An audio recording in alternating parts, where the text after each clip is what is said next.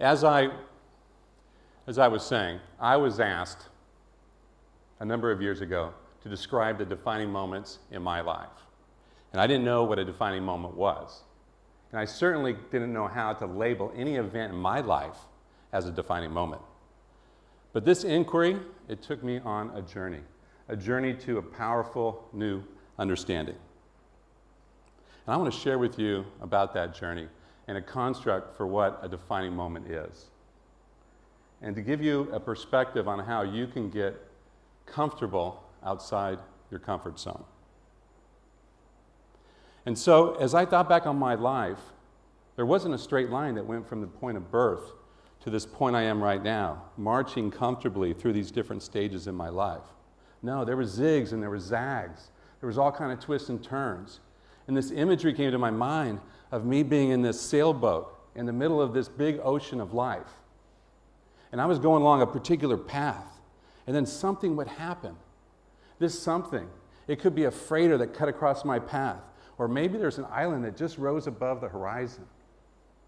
Or perhaps the wind changed and now my sail was ruffling, it wasn't full. You see, something happened and I changed course. I came about and I started tacking a new direction. So what was that something? That something's a defining moment. You see, a defining moment requires a breakthrough insight and a commitment to action. And it only occurs when you're outside your comfort zone.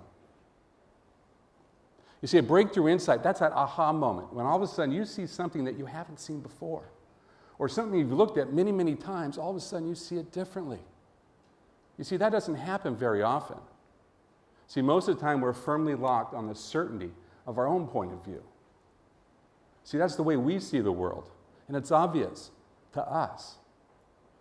But that lock that we have, that point of view, it grips us. It stifles creativity, and it keeps us from having growth opportunities. So how do you unlock this? You need to unlock that by allowing yourself to be vulnerable, to expose yourself to the possibility that your point of view is wrong. And when you do that, you open the possibility for an insight, a breakthrough insight, some discernment, some new comprehension that'll come, and it'll come with a burst of clarity. So all of a sudden you can see something that you haven't seen before. That's the first step, but it needs to be combined with action. A breakthrough insight without action fades into our memory, only to be pulled up sometime in the future as regret.